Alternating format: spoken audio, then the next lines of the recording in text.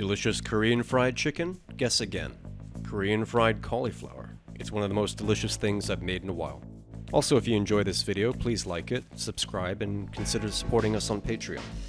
So let's begin. So no weighing or precise measurement today. We're going to start with the batter, half all-purpose flour and half cornstarch.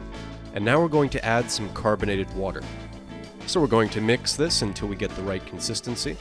This is very simple. If it's too thick, add more carbonated water. If it's too thin, add more of each flour.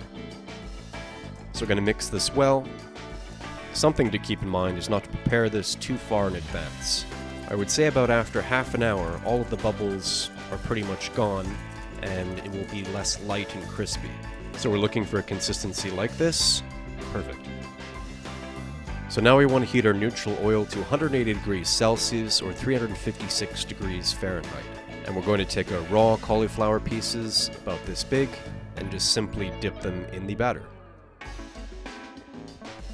Give them a good mix, and then plunge them into the hot oil one by one, careful not to get burned. And you also want to be careful not to cook too many at once. You need to take into consideration when you're putting these cold things in the hot oil, it's bringing the temperature down. And something to remember about frying is that if the temperature gets too low, you're not frying anymore, you're just boiling in oil, and your product will not be crispy. So the cooking should take about a minute or two. I'm going to sprinkle a little bit more batter on top for some nice crispy bits. So after about a minute and a half, it should look something like this.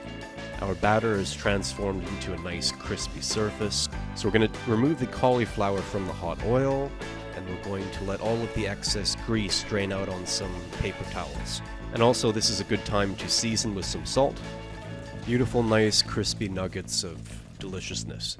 So now we're going to toss these in this amazing sauce. I have the recipe down below. So the base for this sauce is Gochujang. It's a fermented Korean chili paste. It's savory, sweet, and spicy, tangy. I've also added a tiny bit of rice vinegar and some sesame oil.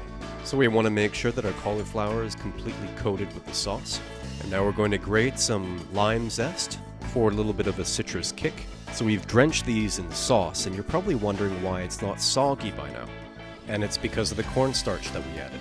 Without the sauce, it actually might be a bit too hard, but with the sauce, it compensates and it's perfect.